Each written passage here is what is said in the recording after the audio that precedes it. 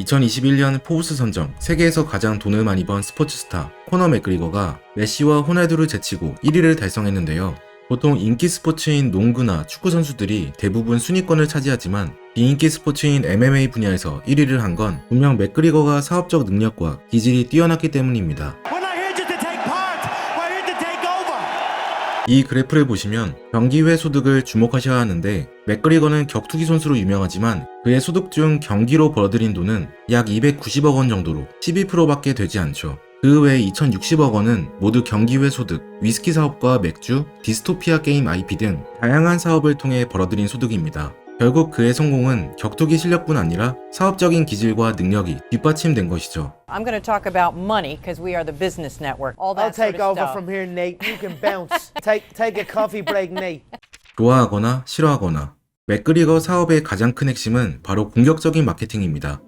How's this suit look? If you zoom in on the pinstripe, it says fuck you. 그의 별명은 원래 노토리어스로 악명 높다는 뜻인데요. 항상 시합을 하기 전 상대방의 국가를 비난하는 수준의 강한 트래시 토킹을 했기 때문에 붙여진 별명이죠. I own this town. If this was a different time, I would invade his favela on horseback and kill anyone that was not fit to walk. 또 위압감이 들게끔 가슴 근육 라인에 흉폭한 고릴라 문신을 하거나 중2병 겉멋이 든 것 같은 걸음걸이, 기괴한 행동, 화려한 격투기 자세 등이 그에게 저돌적인 이미지를 심어줬습니다. 이런 맥그리거의 기괴한 행동은 오히려 그를 UFC에서 최고의 스타덤에 올려줬는데 When you sign to fight me, it's a celebration. You ring back home, you ring your wife. Baby, we done it. Conor McGregor made us rich.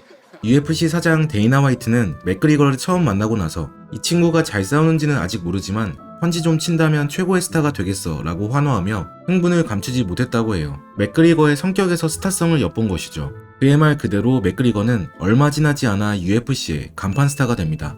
2020년 맥그리거는 격투기 선수들 중 가장 비싼 경기 수익을 받는 선수가 되었죠. 이런 그의 스타성이 위스키 사업에도 그대로 적용되었습니다. 평범한 마케팅 방식인 TV 광고나 인터뷰에 출연하는 게 아니라 UFC 경기 인터뷰 중 갑자기 위스키를 홍보하고 Proper 12. Proper Irish whiskey. 파티장에서 조니 데백에 자기 위스키를 권하는 등 다소 논란이 되는 방식으로 위스키를 홍보했죠. 이런 홍보 방식이 완벽히 긍정적이라고 할 수는 없지만 어쨌든 사람들 입에서 맥그리거와 맥그리거의 위스키가 자주 언급된 건 사실입니다. 그를 싫어하는 안티가 늘었지만 반대로 이런 홍보 방식을 좋아하는 사람들은 그의 열광적인 팬이 되었죠. 이런 관심 때문에 그의 위스키 브랜드는 2018년 런칭하자마자 46만 병이 판매되었고 2019년에는 257만 병이 판매되는 성공을 거두었습니다.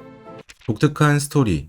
Be me or fight me. Everything else is peanuts. 연예인이나 스포츠 스타의 사업 성공, 말은 쉬워 보이지만 실제로 웬만한 스포츠 선수들은 유명해진 후 본인의 사업을 모두 시도합니다. 하지만 대부분 실패하죠. 다른 스포츠 스타들과 달리 맥그리거가 성공할 수 있었던 이유는 그 유명세로 홍보에만 치중한 게 아니라 실제로 브랜드의 자신의 정체성을 그대로 담으려고 노력했기 때문입니다.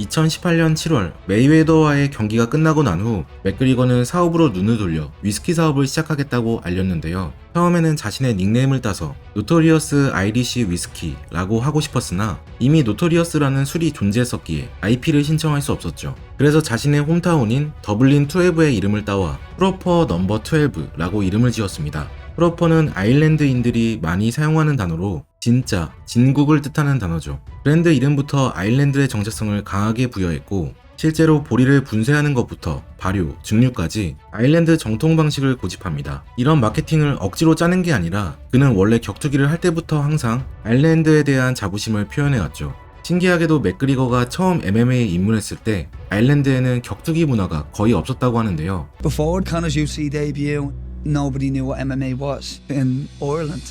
맥그리거의 부모님도 격투기는 위험하기만 하고 돈은 안 된다고 반대했다고 합니다. 하지만 맥그리거가 자라났던 더블린은 허름하고 거친 동네였고 당시 배관공 일을 하던 그는 강해져서 자신을 지키기 위해 격투기에 무작정 뛰어들었죠. 물론 유복하고 평탄한 환경은 아니었지만 그러한 환경이었기에 도전하게 되었고 이후 그는 계속된 성공 속에서도 자신의 출신 아일랜드에 대한 사랑을 계속 드러냅니다. 스노우폭스 김승호 회장은 사업을 성공시키기 위해서 스토리를 담아야 한다고 했는데요. 독특한 사업 스토리는 생명력을 불어넣어 준다고 하죠. 특히 주류 산업은 이미 포화 상태였고 차별화 요소가 많지 않았는데도 불구하고 대부분 사람들은 그의 위스키를 보면서 자연스럽게 맥그리거의 강인함, 자랑스러운 아일랜드를 떠올리게 되었습니다. 이후에도 그는 아일랜드의 정체성을 바탕으로 식당이나 맥주 사업 등 다양한 분야에 뛰어들어 브랜드를 확대해 나가고 있죠. 끈질긴 투지. All in is a term I like to use in my ventures. All in. We've got to be all in on our ventures. 맥그리거는 UFC 입성 후 단 6번 만에 임팩트 있는 경기로 타이틀전 기회를 받았습니다. 그리고 당시 극강의 챔피언이었던 조지 알도를 13초 만에 KO시키며 타이틀을 손에 쥐었죠. 누구보다 빠른 속도로 또 엄청난 화제를 이끌며 챔피언이 된 그는 사실 어릴 적부터 격투 재능이 그렇게 뛰어난 게 아니었습니다. 코너의 타격 코치를 맡고 있는 오웬 로디는 처음 맥그리거를 봤을 때 솔직히 챔피언이 될 정도로 엄청난 선수를 발견한 느낌은 아니었다고 했는데요. 하지만 단 한 가지, 처음 배울 때부터 매일 체육관에 왔고 훈련 자체를 즐겼고 챔피언이 될 때까지 그냥 그렇게 계속 훈련해온 선수일 뿐이라고 합니다. 사업에서는 경쟁자를 100% 이길 수 있는 방법이 있는데요. 그냥 남들보다 1초라도 더 늦게 포기하면 되는 것이죠. 당연한 얘기처럼 들리지만 어떤 분야든 상위 10%가 전체 시장을 장악하고 있는데 아무리 둔한 사람이라도 끝까지 파고들기만 하면 무조건 상위 10%에 들 수 있다고 합니다. 마찬가지로 맥그리거의 끈질긴 투지는 사업에서도 빛을 발했던 것이죠. 그는 2017년 메이웨더와의 경기 후 인터뷰에서 선글라스를 쓴 채로 이렇게 말했습니다. Notorious Irish whiskey. I'm gonna take over the Irish whiskey market. 경기에서 졌기 때문에 신체적, 정신적으로 많이 위축된 상태였지만 그 인터뷰 시간마저 마케팅 기회로 삼은 것이죠. 사업가 오스틴은 맥그리거의 이런 모습에 반해 그를 위스키 사업의 파트너로 정했습니다. 켄 오스틴은 57살의 데킬라 사업가로 또 다른 주류 사업을 위해 많은 스타들을 만나왔는데요. 사실 앉아서 몇 분만 얘기해보면 그들이 유명세로 쉽게 돈 벌려고 하고 열정이 없다는 걸 눈치챌 수 있었습니다. 그러다 코너를 만났는데 그의 광기 어린 눈빛에서 엄청난 열정을 읽었다고 하죠. 맥그리거는 어떤 자리에서든 자신을 초심자라 칭하며 모든 걸 배우고 싶다고 얘기하는데 그 모습을 본 오스틴은 사업가로서 성공할 수밖에 없는 그의 기질을 알아본 후 동업을 결정했고 결국 함께 위스키 사업을 크게 성공시켰던 것입니다. 친구의 배신. 맥그리거는 2021년 위스키 사업 지분을 일부 처분하여 약 1961억 원의 수익을 얻게 되었습니다. 프로포 넘버 12의 최대 주주는 글로벌 주류회사 프록시모가 되었지만 맥그리거는 자신의 역할은 변하지 않을 것이며 계속해서 브랜드 정체성과 마케팅을 담당할 것이라 했죠. 성공적인 출구 전략을 통해 코너는 큰 돈을 벌었지만 동시에 오랜 친구 한 명을 잃게 되었는데요. 바로 자신을 위해 싸대기까지 맞아준 아르템 로보프입니다.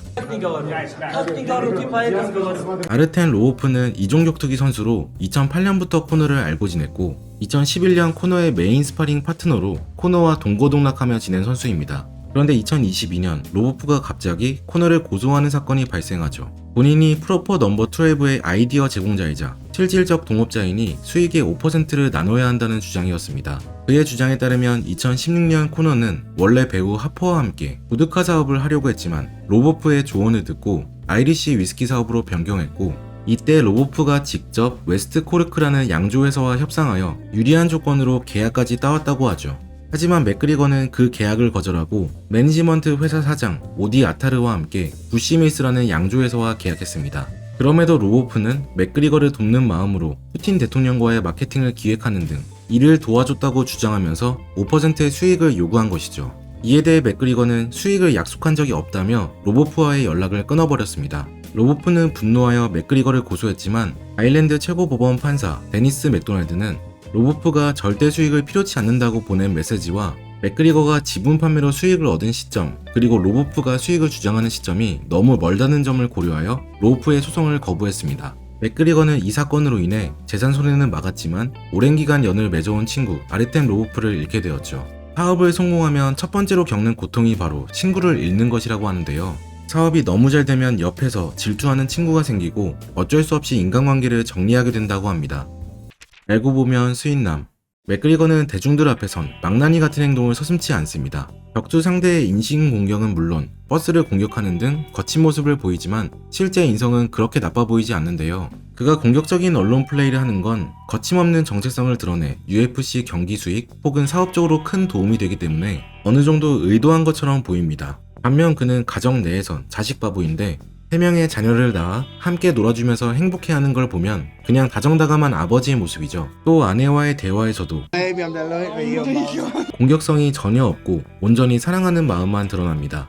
촬영 중이니까 연기일 수도 있지만 그녀의 약혼녀 데블린의 행동과 눈빛에는 둘 사이 진심이 느껴지죠. 실제로 데블린은 맥그리거가 격투가이자 사업가로 성공하는 데 큰 역할을 했는데요.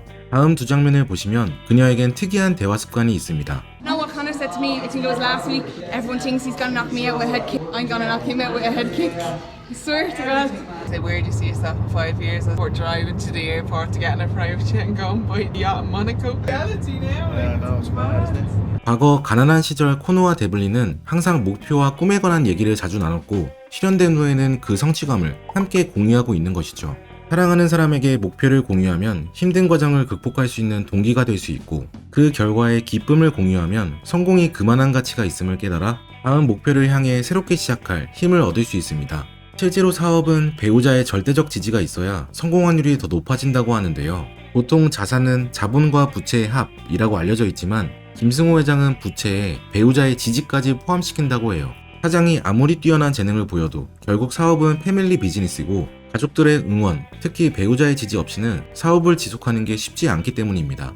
실제로 대부분의 유명한 기업인 뒤에는 그에 걸맞는 배우자가 존재하고 상대가 사업에 몰두할 수 있도록 충실한 사랑과 지지를 보낸다고 해요. My girlfriend worked very hard throughout the years coming up and stuck by me when essentially I had absolutely nothing. 남다른 사업가 기질로 스포츠 스타에 그치지 않고 CEO로 성공한 코너 맥그리거. 그의 구체적인 사업 과정을 분석해보면 단순 운이나 인기 때문이 아니라 사업가로서 성공 원칙을 철저히 지켰다는 사실을 알 수 있습니다. 최근 김승호 회장은 사업 성공 경험을 기반 삼아 사업 강의를 압축한 책을 출간했는데요. 사업을 시작하시는 분들은 물론 본인 삶의 주도권을 갖고 싶은 분들께 큰 도움이 될 것 같네요. 지금까지 책트폭행이었습니다. 오늘 함께 읽은 책 사장학 개론, 저자 스노우폭스 그룹 회장 김승호.